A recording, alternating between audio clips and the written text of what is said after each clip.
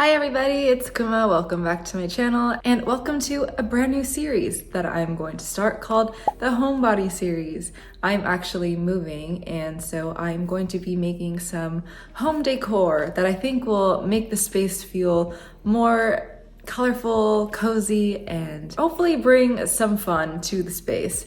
I'm actually moving into an apartment and not a house, but apartment body just doesn't sound as good as homebody, you know what I'm saying? What I will be making or attempting to make in this video is a Pom Pom Rug.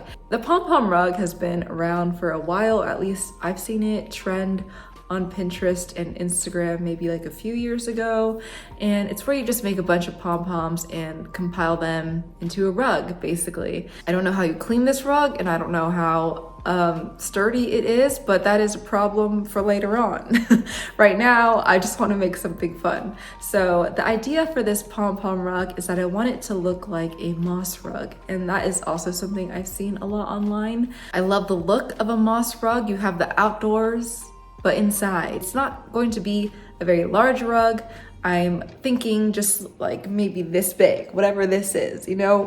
What is that, like a foot? Like a Subway sandwich size. I don't know how many pom-poms it will take, and I don't even know how to currently make a pom-pom, but that's what YouTube is for. I guess we'll just get started. Good morning. Today is pom-pom making day, and so I will just watch a YouTube video on how to do that. I've seen a few methods people use. Some wrap the yarn around their hand, some make like a cardboard contraption, so I'll just see what works best for me. The backing that I'm using for the rug are these like mesh grids. I got these from Joann's and they were pretty cheap, I think. I'm going to connect these together. I want part of the rug to be straight so it can be flush against the wall. I'm not yet sure, but let's not get ahead of ourselves. Let's just first figure out how to make the pom-pom. One ply silk and merino blend. Yum yum. Now I'm going to trace out a donut. I've got this jar of honey here, and I like this. The tutorial didn't specify what size diameter your circle needed to be, so I just grabbed a nearby coaster that I had, which ended up being a little bit large. You can definitely use something smaller.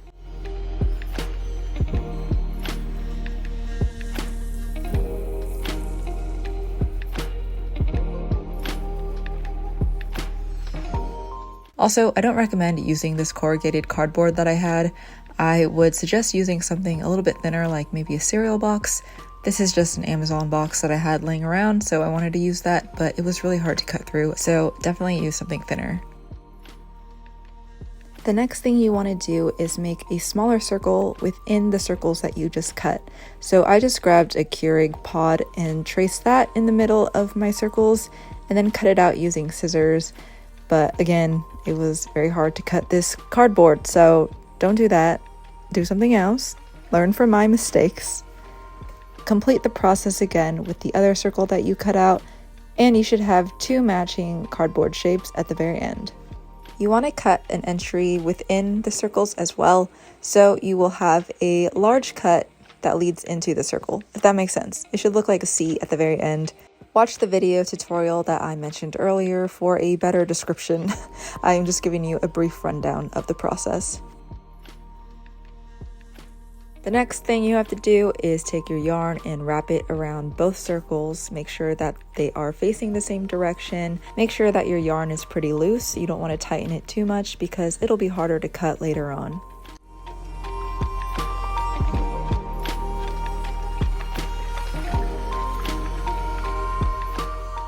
Okay, the next part is, in my opinion, the worst part. It's cutting through your yarn. This is when it's really good to have sharp scissors. I do not have sharp scissors, and the abrasion of my skin, my fragile skin against the rubber of the handle of the scissors caused my finger to blister so badly it looks like there's a crater. It's not very fun, this part, but don't let it discourage you, because if you have sharp scissors, then you're fine. I just don't.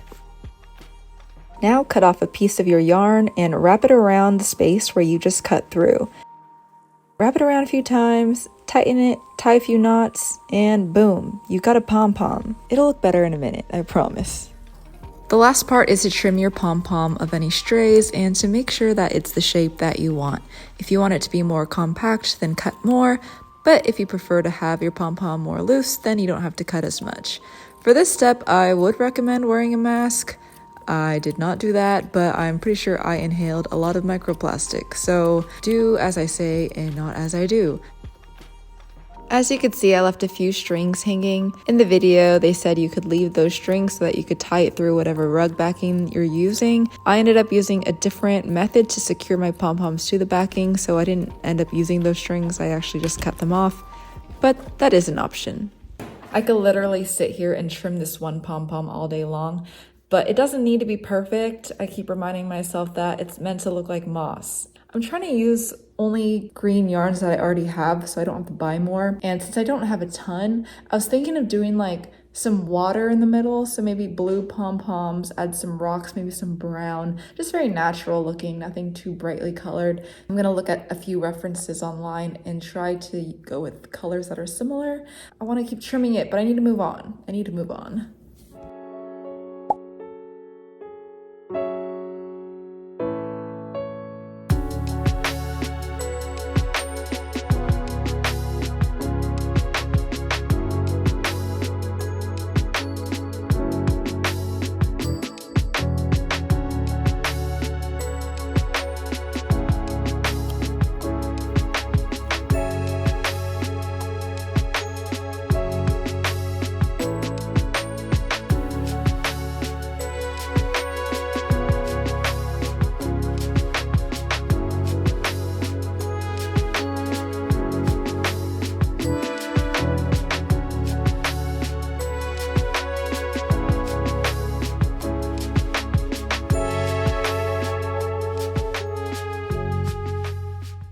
Hello, I went to the Dollar Tree and I got this pom-pom maker.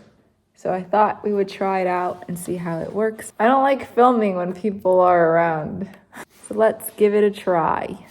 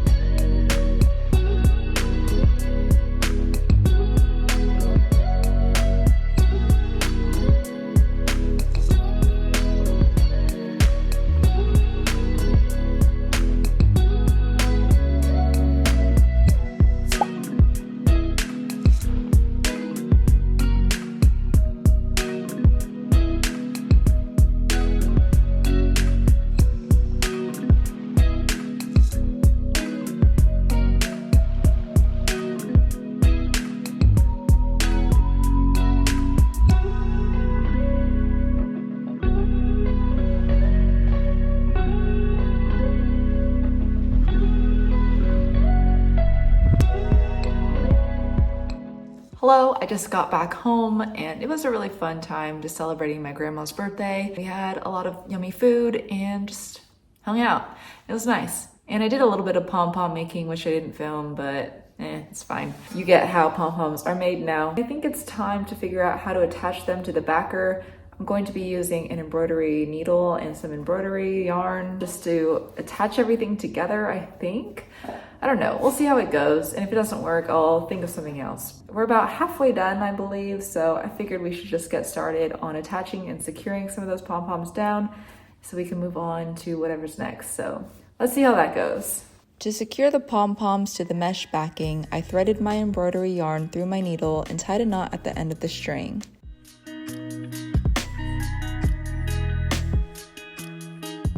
From the back side of the rug, I inserted the needle through the mesh and through the pom-pom and continued this process until the pom-pom felt secure.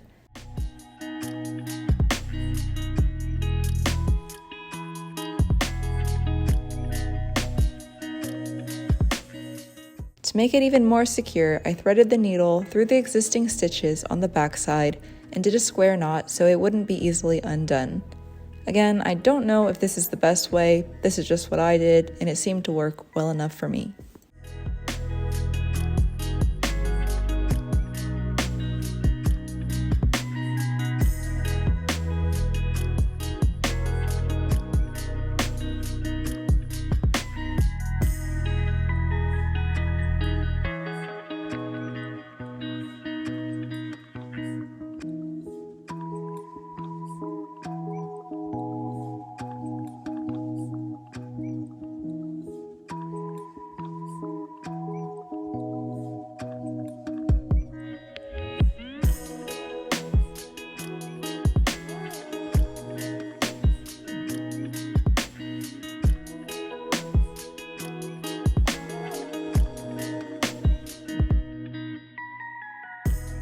Hello, good morning. It seems that I have greatly underestimated the amount of pom-poms I would need for this project and how long it would take to get this done. I've been working for a while now on this project and this is what I have.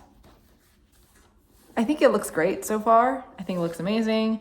The back is none of my business. We will look at the back, but we will just quickly glance and then forget about it because that is a mess. I can trim some of these off and make it look cleaner. I will probably do that at the end, but yeah, anyway. So I've kind of connected the two of these just with a random stitch. I haven't finished stitching the sides together because I find that it's easier to put the pom-poms on when I'm able to access the middle part. So I'm keeping that there for now, but as I do connect more across, I will be stitching that up. There have been a few pom-poms that I've stitched down and then they immediately broke apart. So I lost a few pom-poms in the making of this rug. But yeah, I still have a long ways to go, it seems. No one cares about this, but I do. If you're wondering how long it's taken me to make this rug, I've been watching Naruto while I make this rug. I think I'm on episode like 115. And I also watched the movie, the first movie. That's a lot of hours, in case you were wondering.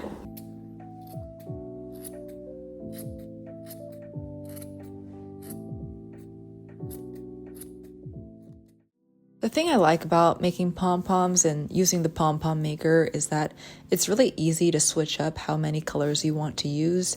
Some of my pom-poms are just single colored, but others, like this one, I went a little crazy.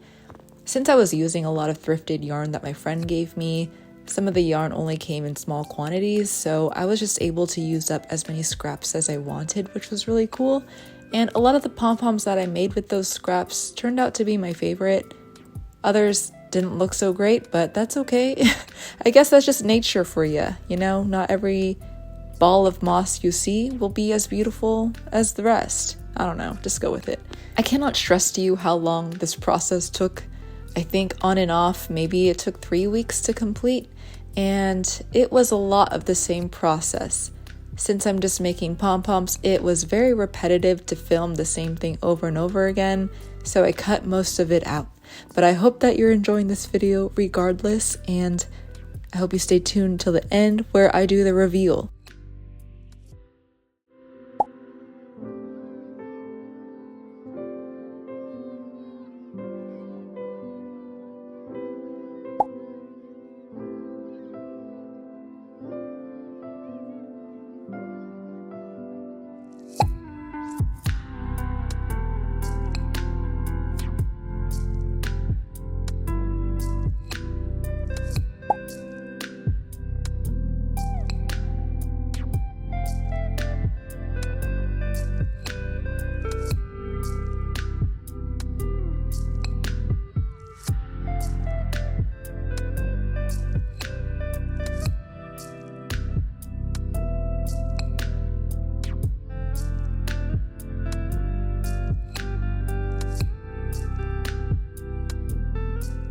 It's an exciting day. I'm going to make the last pom-pom for this rug. Let's go.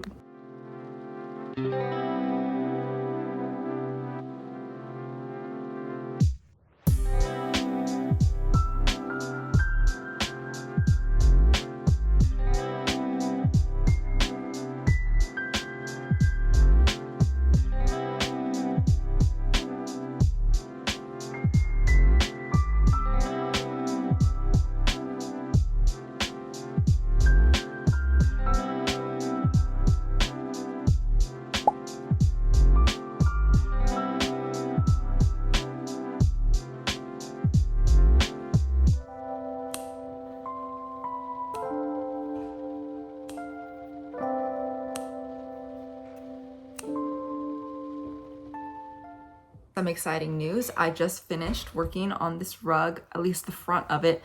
The back still looks chaotic, and this is what it looks like currently. All the thread, it kind of looks cool actually, but we don't want that showing. So in order to preserve this rug for as long as possible, I'm going to put a backing on it.